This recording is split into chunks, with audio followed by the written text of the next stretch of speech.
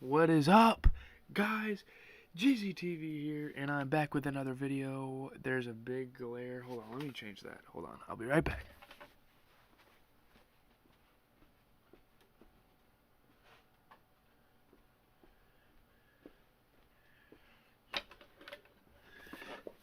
I'm back. What's up, guys? GZTV here. We're back with another recap video, and the regular season has officially ended and the playoffs are set, and I am super excited for this. So yeah, without further ado, we'll get to the 15 games that are today. I might go a little bit fast, I'm not sure yet. But yeah, first game was Pacers and Raptors. Brissett, Doug McDermott, Domantas Sabonis have big games as the Pacers won with ease against a six-man rotation that the Raptors had. Good win for them to end the season, and they did it easily. Brissett had a career-high 31. Good for him, man. Sabonis had 25 and 16. Brissett had 31 and 10. McDermott had 20. Don't sleep on McConnell putting up 12 and 17 off the bench. He played 40 minutes. He played the most minutes on the team. That is insane. They didn't even have Brogdon or Cassius Stanley, and they still pulled this off. So good for them. Raptors, they had nobody either, I guess, but they had 6 players in their rotation. Looking at their side, Stanley Johnson had 24, Kim Birch had 18 and 14, Malachi Flynn had 27, and Bembry had 23. Again, Malachi Flynn's a really good player. Shout out to him. He's going to have a good career. But anyways, next are my Celtics and the Knicks. We lost, but I wasn't disappointed at all. We had nobody. We had the whole bench playing pretty much. No starters. Literally. It was all bench performance, and we only lost by 5. Randall, RJ do their thing. However, we had no stars. It's too close of a game for New York. Like, you can't be winning by just 4. They won by 4. But congratulations, they clinched the number 4 seed in the East. One of the best years in recent New York Knicks history. But yeah, looking at the box score, Celtics, again, we had the bench. Nobody really had a game. Looking at the Knicks, Julius Randle had 20, and RJ Barrett had 22, so that was that game. Knicks should probably be worried after barely winning against a team like that, or a lineup right like that. Next we are going to look at Hornets and Wizards, a big game. They are now going to face us in the play-in, this Wizards team. They beat the Hornets and get 8th. The Westbrook-Beal duo is back. They get it done, man. So let's just check out the box score real quick. Terry Rozier for the Hornets had 22, and that's about it. Looking at the Wizards, we had 23, 10, and 15 for Russell, 25 for Bradley Beal. And that's that game. Moving on to the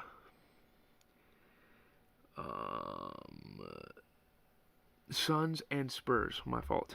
So the short-handed Suns get led by Etuan Moore to a win. He hit a game-winning 3. Shout out to him. Looking at the box score, who is this? Jalen Smith put up 11 and 10. Javon Carter put up 19 and 10. Frank Kaminsky put up 11 and 10. And Etuan Moore put up 22. So they're very short-handed. They didn't have CP3. They didn't have Jay Crowder. They didn't have Devin Booker. Only star they really had was Miles Bridges. But they still got it done. DeRozan for the other side had 23. Jacob Poeltl put up 17 and 10. And that's going to do it for that game. Moving on to the next game, we had Grizzlies, Memphis. Curry is the scoring champ. Warriors beat the Grizzlies for the 8th seed. Looking at the box score for the Grizzlies, Valanciunas had 29 and 16, and that is it. A disappointing performance for Ja Morant. He needed to play good if they wanted to win that game. If he got 30, they would have won, which sounds crazy, but yeah. Looking at the Warriors, Andrew Wiggins put up 21 and 10. He's playing great lately, hasn't he? Curry put up 46 in a statement game to get the scoring title. Congratulations to Curry, man. Minor setbacks are those injuries, looking at it abroad. Curry, Man, Curry's a bucket. He's the best shooter in NBA history, and it's not even close, and he's going to continue to show that as his career continues on. He's got a lot of years left, at least 5 years left. He's going to be a beast in the coming years. He's barely hit his prime with those MVP years. He's still going it. So, yeah, we'll move on to Hawks and Rockets. Hawks are now ready for the playoffs as Okongwu leads them to a win. The woeful Rockets. The Rockets have nothing to really show for it. Their only good game was from Cameron Oliver, putting up 10 and 12 off the bench. That's pretty decent for him, but other than that, they had nothing there. Okongwu put up 21 and 15, and Nathan Knight put up 13 and 10. So that was that game. Next was the Nets, and who did the Nets play? The Nets played the Cavaliers. Irving and Durant lead the Nets to win. They clinched the second seed. Much deserving. They probably should have got the first seed, but they haven't had really their stars all year. But anyways, looking at the box score, no one really played good for the Cavs. Looking at the net side, KD put up 23 and 13, and that's about it. So we're going to move on to the next game. Next was Sixers Mavericks, Magic. The reason I say Maxey is because Maxey leads the Sixers, even though they didn't need the win. It was a meaningless win, but hey, they got the win. It was kind of prep for the playoffs. My oh my, Cole Anthony put up 37. I didn't even realize that. Wow. Shout out to Cole Anthony. Was this his rookie season? I don't remember. He might be his second year, but yeah, he put up 37. Dante Hall put up 14 and 10. On the other side, obviously, Maxey put up 30. And Paul Reed put up 17 and 12. A bunch of nameless players playing good today, which is good. Heat beat the Pistons. Heat beat them despite injuries. Achua, Bielita, and Struss lead the way as we look at the box score. Yeah, 23 and 10 for Achua, 21 for Bielita, 15 and 10 for Gabe Vincent. He was pretty good this year. 16 and 11 for Tyler Hero, and 20 for Struss. Looking at the Pistons side, Sadiq Bey putting up 22. Man, he's going to be good. But that's about it for them. Moving on to the next game.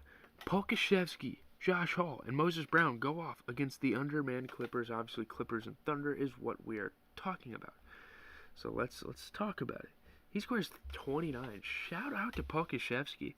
But the only good performance I see for the Clippers is this Daniel Atoru guy putting up 13-12, but that's about it. Pokusevski put up 29, Hall put up 25 and 10, and Moses Brown put up 24. Moving on to the Bulls-Bucks game.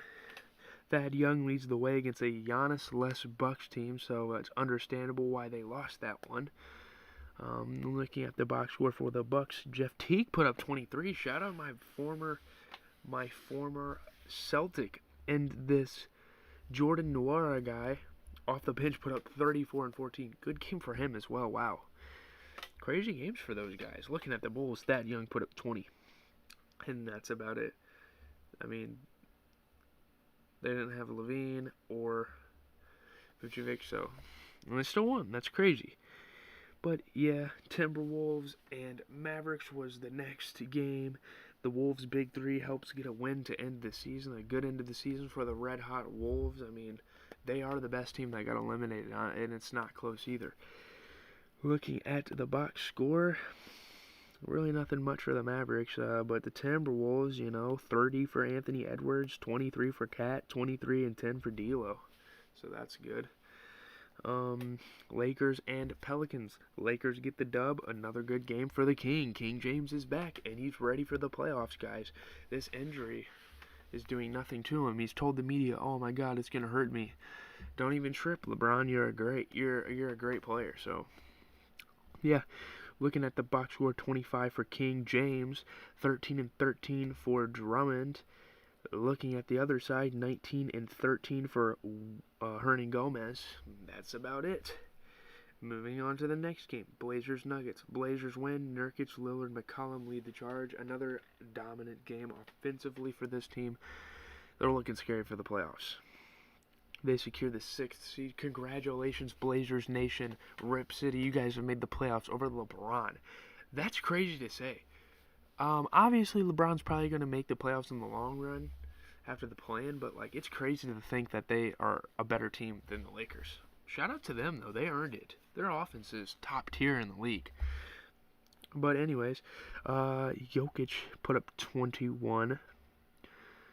Marcus Howard had another good game with 23 for the Nuggets. Looking at the Blazers, 20 and 13 for Nurkic, 22 and 10 for Lillard, 24 for McCollum, 14 and 15 for Enes Kanter. Enes Kanter is definitely up there with Dwight Howard for one of the best backup centers in the league. He's really good. But yeah, moving on to the last game of the night was the Jazz and Kings. Clarkson solidifies his 6-man campaign and Jazz win. I mean, at this point, who's a better 6th man than him? I'll wait for you guys to debate me. Jazz are the best team in the league officially after this game. They earned that. What a great season for this Jazz organization. One of the best in like 20 years, I bet. I would say in 20 years this is like the best Jazz season. I'm not even kidding. This has been a great year for these guys, even without Donovan Mitchell. I don't even know if they're going to get Donovan Mitchell for the early part of the playoffs. He might come back later, but I don't know. I haven't seen the injury reports. But anyways, enough of me talking. Let's get to the box score. Rudy Gobert put up 13 and 16 and 33 off the bench for Clarkson in 32 minutes. 6 for 12 from 3, 11 and 20 from the field. Dude is an absolute monster. There's nothing else to say about it.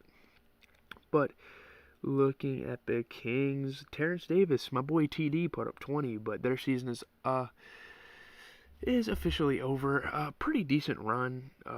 Not having De'Aaron Fox, they made a pretty good effort to try to make the playoffs, but that obviously didn't happen. So hopefully next year brings a draft pick maybe and some hope for the postseason.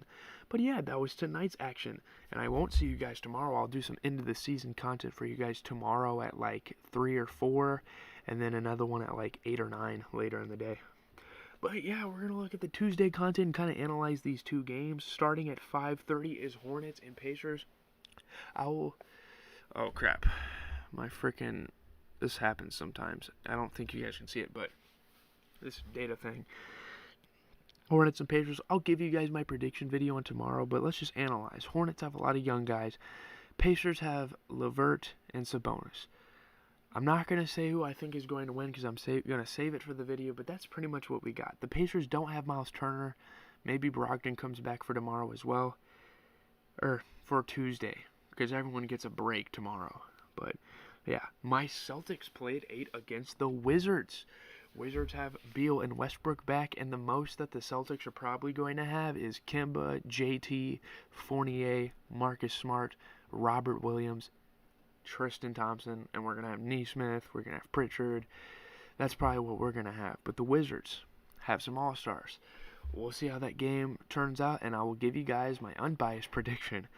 But, yeah, let's go ahead and take a look at the playoff standings and give you guys the playoff matchups for the end of the season. Starting in the East, the Sixers are going to play.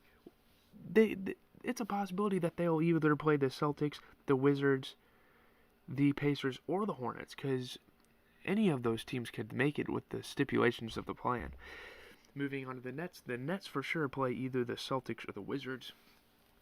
Then we have Bucks against Heat, and then we have Knicks against Atlanta. Pretty good series is there.